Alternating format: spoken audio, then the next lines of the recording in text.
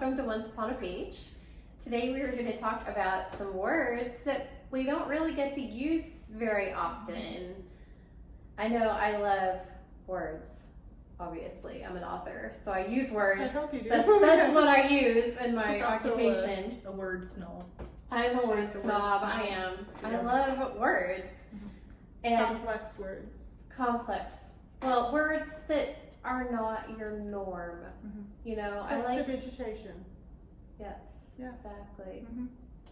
I want you to use that in your next book. No. Prestidigitation. Yes. My editors wouldn't let me. It is simply a sleight of hand. You Right. could do your whole dedication with all of these words that you're not supposed to use, and that way you get them in there.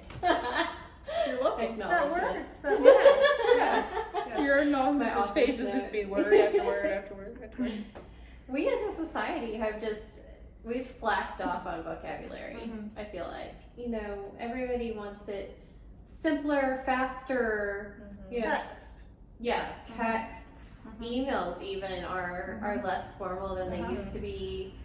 And so the books that we read are really becoming that way too. And so you don't see a lot of the words that you used to see in books in the ones now. And there are some really good words out there that say things that, you know, we don't really have words for to replace them. Right. And I know in both of my first two books, I used the word kitschy. I like that word. And there's no other way to say it. If it's kitschy, it's kitschy, you know?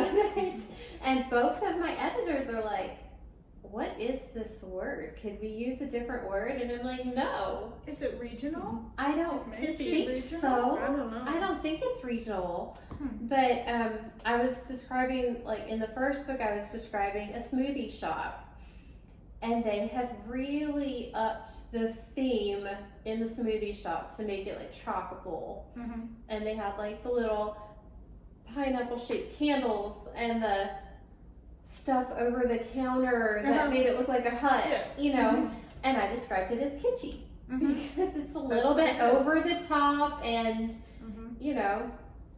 And I don't even remember why I used it in the second book, but I used it in there too. And two different editors like questioned my use of the word, and I was like, I like this word. Let's just leave it there. I you was know? surprised to hear that when you shared it with I know. us that they Yeah. had vetoed it or questioned Right. you about it. I don't know that they vetoed it. No, they didn't veto it. It's still in there if you want to go read my books and find it. It's in It there. just really struck me because Yeah. I'm like, I thought everybody knows Right. what kitschy is. Yes. Mhm.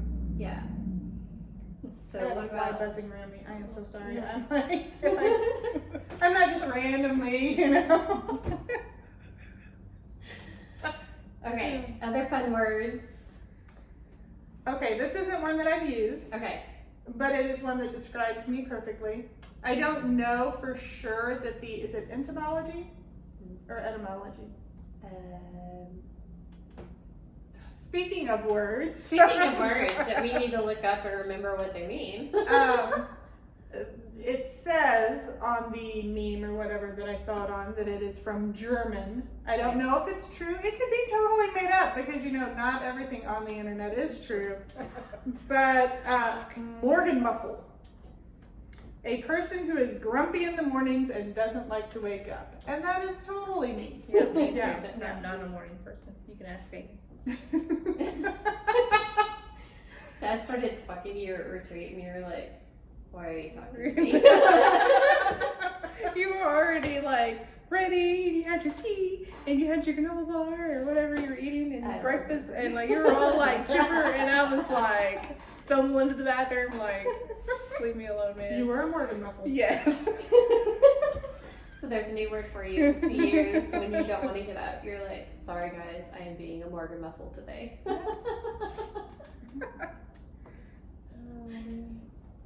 I love the word cattywampus. I don't like that one.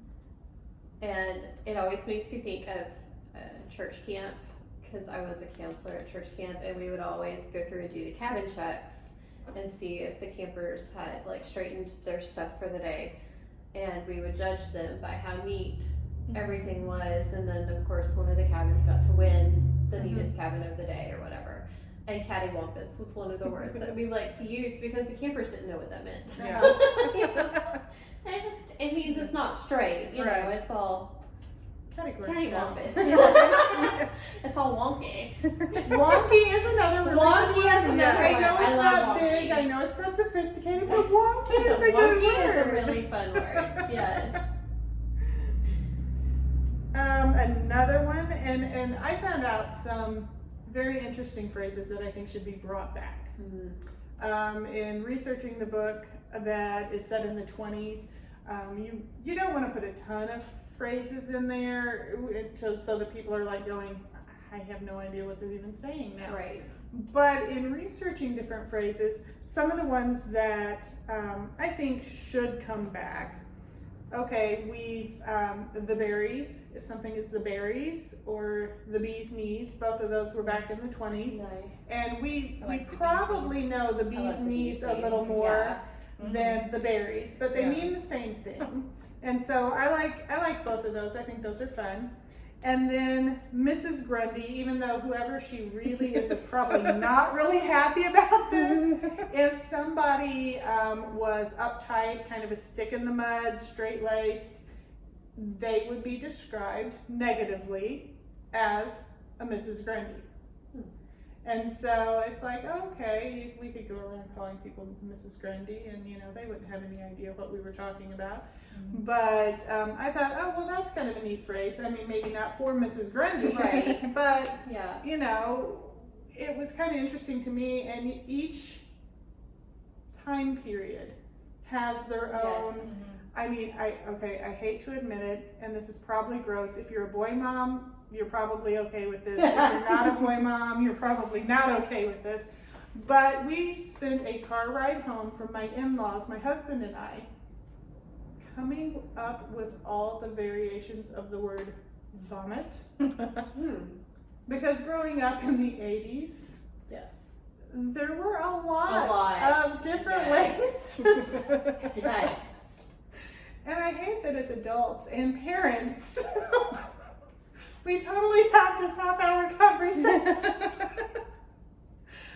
But we did, and it's really true. There are so many different phrases that we were talking about Valley Girls earlier, and like the whole gag me and stuff like that. And you say that like around your kids, and they're like, "What? What are you talking about? Why would What do we you want to mean gag you?" Yeah. And they don't get Right, those yeah. phrases. Yes. But some of them, it's like these. I think, okay, there are some that should be timeless. There are some that should go on regardless of the time when they were Yes. first introduced.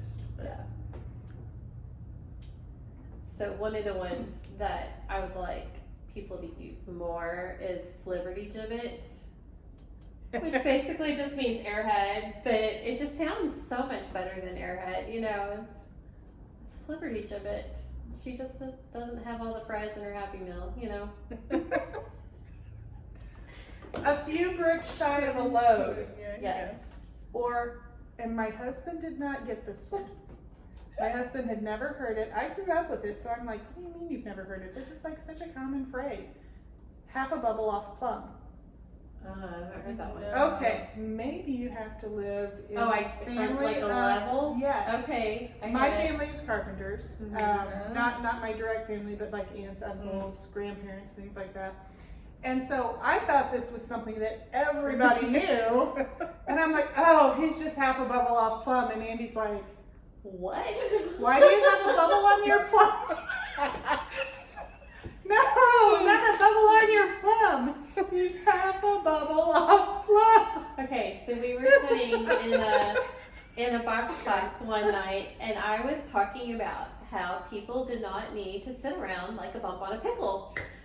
And literally everybody in the classroom looked just like these two just did.